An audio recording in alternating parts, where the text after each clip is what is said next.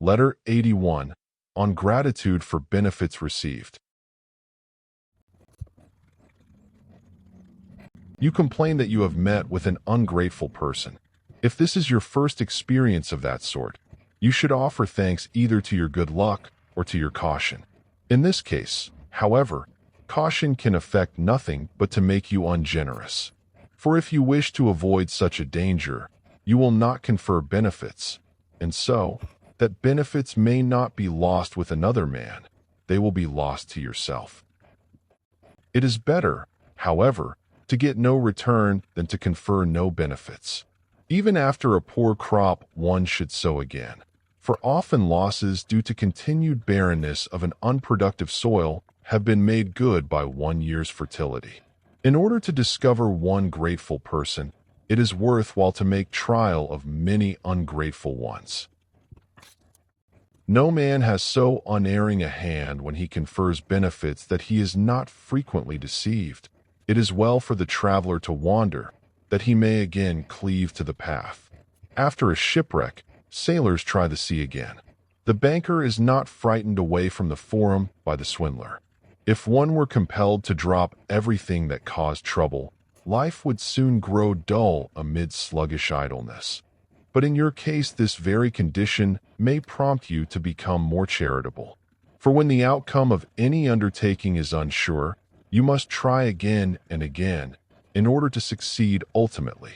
I have, however, discussed the matter with sufficient fullness in the volumes which I have written, entitled On Benefits.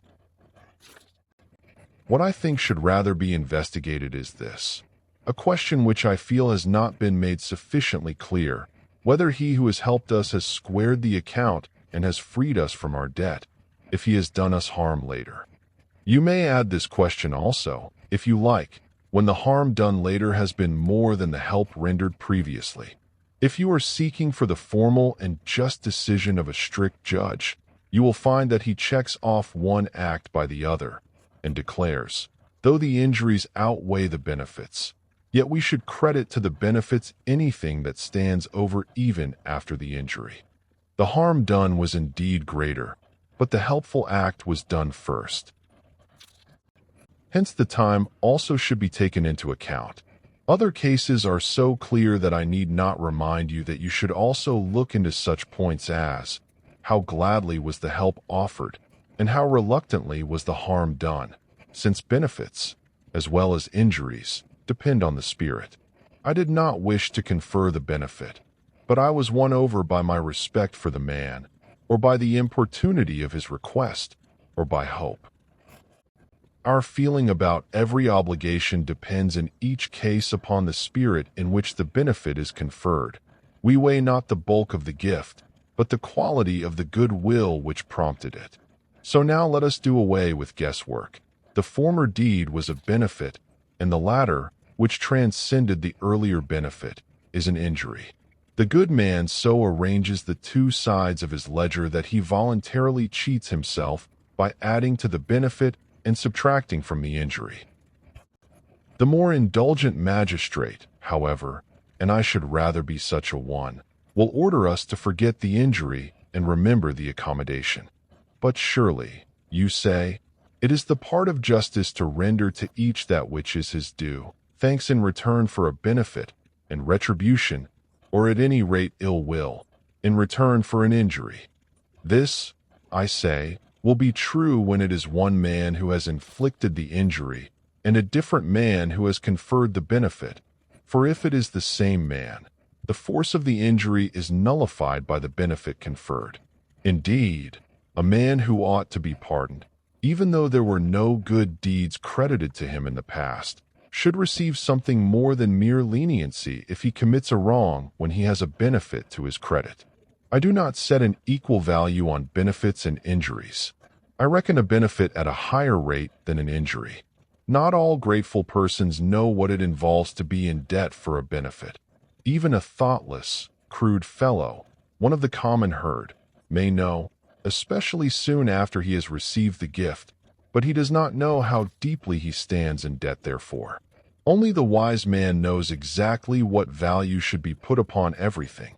For the fool whom I just mentioned, no matter how good his intentions may be, either pays less than he owes, or pays it at the wrong time or the wrong place.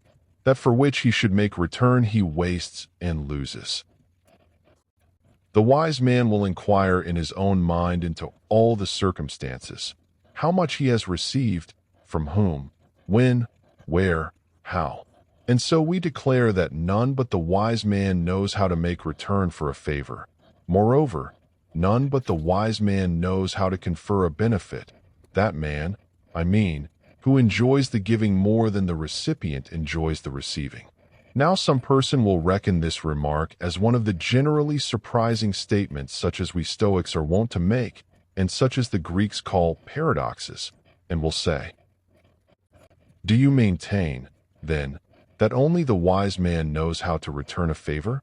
Do you maintain that no one else knows how to make restoration to a creditor for a debt, or, on buying a commodity, to pay full value to the seller?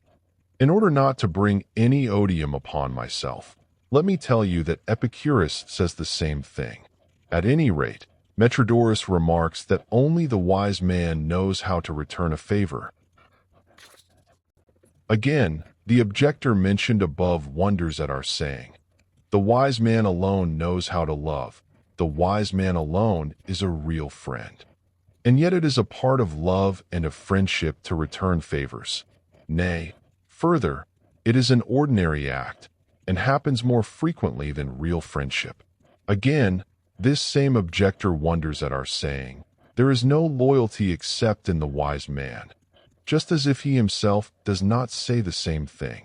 Or do you think that there is any loyalty in him who does not know how to return a favor? These men, accordingly, should cease to discredit us, just as if we were uttering an impossible boast. They should understand that the essence of honor resides in the wise man, while among the crowd we find only the ghost and the semblance of honor. None but the wise man knows how to return a favor. Even a fool can return it in proportion to his knowledge and his power. His fault would be a lack of knowledge rather than a lack of will or desire. Will does not come by teaching. The wise man will compare all things with one another, for the very same object becomes greater or smaller, according to the time, the place, and the cause. Often the riches that are spent in profusion upon a palace cannot accomplish as much as 1,000 denarii given at the right time. Now it makes a great deal of difference whether you give outright, or come to a man's assistance, whether your generosity saves him or sets him up in life. Often the gift is small, but the consequence is great. And what a distinction do you imagine there is between taking something which one lacks, something which was offered, and receiving a benefit in order to confer one in return. But we should not slip back into the subject which we have already sufficiently investigated. In this balancing of benefits and injuries, the good man will, to be sure, judge with the highest degree of fairness, but he will incline towards the side of the benefit. He will turn more readily in this direction. Moreover, in affairs of this kind the person concerned is wont to count for a great deal. Men say, "You conferred a benefit upon me in that matter of the slave, but you did me an injury in the case of my father," or, "You saved my son, but robbed me of a father." Similarly, he will follow up all other matters in which comparisons can be made, and if the difference be very slight, he will pretend not to notice it.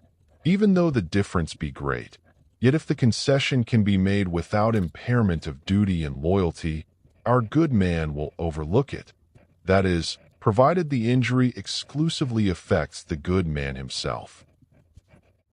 To sum up, the matter stands thus. The good man will be easygoing in striking a balance. He will allow too much to be said against his credit. He will be unwilling to pay a benefit by balancing the injury against it. The side towards which he will lean, the tendency which he will exhibit, is the desire to be under obligations for the favor, and the desire to make return therefor. For anyone who receives a benefit more gladly than he repays, it is mistaken. By as much as he who pays is more light-hearted than he who borrows, By so much ought he to be more joyful who unburdens himself of the greatest debt, a benefit received, than he who incurs the greatest obligations. For ungrateful men make mistakes in this respect also. They have to pay their creditors both capital and interest, but they think that benefits are currency which they can use without interest. So the debts grow through postponement, and the later the action is postponed, the more remains to be paid. A man is an ingrate if he repays a favor without interest. Therefore, interest also should be allowed for, when you compare your receipts and your expenses. We should try by all means to be as grateful as possible. For gratitude is a good thing for ourselves, in a sense in which justice, that is commonly supposed to concern other persons, is not. Gratitude returns in large measure unto itself. There is not a man who, when he has benefited his neighbor, has not benefited himself. I do not mean for the reason that he whom you have aided will desire to aid you, or that he whom you have defended will desire to protect you, or that an example of good conduct returns in a circle to benefit the doer, just as examples of bad conduct recoil upon their authors. And as men find no pity if they suffer wrongs which they themselves have demonstrated the possibility of committing, but that the reward for all the virtues lies in the virtues themselves. For they are not practiced with a view to recompense. The wages of a good deed is to have done it. I am grateful, not in order that my neighbor, provoked by the earlier act of kindness, may be more ready to benefit me, but simply in order that I may perform a most pleasant and beautiful act. I feel grateful, not because it profits me, but because it pleases me. And, to prove the truth of this to you, I declare that even if I may not be grateful without seeming ungrateful, even if I am able to return a benefit only by an act which resembles an injury, even so, I shall strive in the utmost calmness of spirit toward the purpose which honor demands, in the very midst of disgrace. No one, I think, rates virtue higher or is more consecrated to virtue than he who has lost his reputation for being a good man in order to keep from losing the approval of his conscience. Thus, as I have said, your being grateful is more conducive to your own good than to your neighbor's good. For while your neighbor has had a common, everyday experience, namely, receiving back the gift which he had bestowed, you have had a great experience which is the outcome of an utterly happy condition of soul, to have felt gratitude. For if wickedness makes men unhappy and virtue makes men blessed, and if it is a virtue to be grateful, then the return which you have made is only the customary thing, but the thing to which you have attained is priceless, the consciousness of gratitude, which comes only to the soul that is divine and blessed. The opposite feeling to this, however, is immediately attended by the greatest unhappiness. No man, if he be ungrateful, will be unhappy in the future. I allow him no day of grace. He is unhappy forthwith. Let us therefore avoid being ungrateful, not for the sake of others, but for our own sakes. When we do wrong, only the least and lightest portion of it flows back upon our neighbor. The worst, and, if I may use the term, the densest portion of it stays at home and troubles the owner. My master Attalus used to say, "Evil herself drinks the largest portion of her own poison." The poison which serpents carry for the destruction of others, and secrete without harm to themselves, is not like this poison, for this sort is ruinous to the possessor. The ungrateful man tortures and torments himself. He hates the gifts which he has accepted because he must make a return for them, and he tries to belittle their value, but he really enlarges and exaggerates the injuries which he has received. And what is more wretched than a man who forgets his benefits and clings to his injuries? Wisdom, on the other hand, lends grace to every benefit, and of her own free will commends it to her own favor, and delights her soul by continued recollection thereof. Evil men have but one pleasure in benefits, and a very short-lived pleasure at that. It lasts only while they are receiving them. but the wise man derives therefrom an abiding and eternal joy. For he takes delight not so much in receiving the gift as in having received it. And this joy never perishes, it abides with him always. He despises the wrongs done him. He forgets them, not accidentally, but voluntarily. He does not put a wrong construction upon everything, or seek for someone whom he may hold responsible for each happening. He rather ascribes even the sins of men to chance. He will not misinterpret a word or a look. He makes light of all mishaps by interpreting them in a generous way. He does not remember an injury rather than a service. As far as possible, he lets his memory rest upon the earlier and the better deed, never changing his attitude towards those who have deserved well of him, except in cases where the bad deeds far outdistance the good, and the space between them is obvious even to one who closes his eyes to it.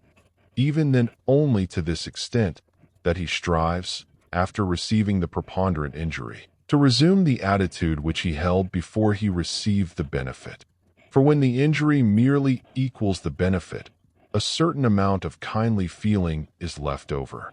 Just as a defendant is acquitted when the votes are equal, and just as the spirit of kindliness always tries to bend every doubtful case toward the better interpretation, so the mind of the wise man, when another's merits merely equal his bad deeds, will, to be sure, cease to feel an obligation, but does not cease to desire to feel it, and acts precisely like the man who pays his debts even after they have been legally canceled. But no man can be grateful unless he has learned to scorn the things which drive the common herd to distraction. If you wish to make return for a favor, you must be willing to go into exile, or to pour forth your blood, or to undergo poverty, or, and this will frequently happen, even to let your very innocence be stained and exposed to shameful slanders. It is no slight price that a man must pay for being grateful. We hold nothing dearer than a benefit, so long as we are seeking one. We hold nothing cheaper after we have received it. Do you ask what it is that makes us forget benefits received? It is our extreme greed for receiving others. We consider not what we have obtained, but what we are to seek. We are deflected from the right course by riches, titles, power, and everything which is valuable in our opinion, but worthless when rated at its real value. We do not know how to weigh matters.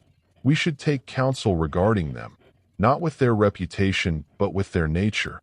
Those things possess no grandeur wherewith to enthrall our minds, except the fact that we have become accustomed to marvel at them.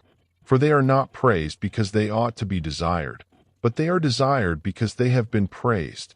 And when the error of individuals has once created error on the part of the public, then the public error goes on creating error on the part of individuals.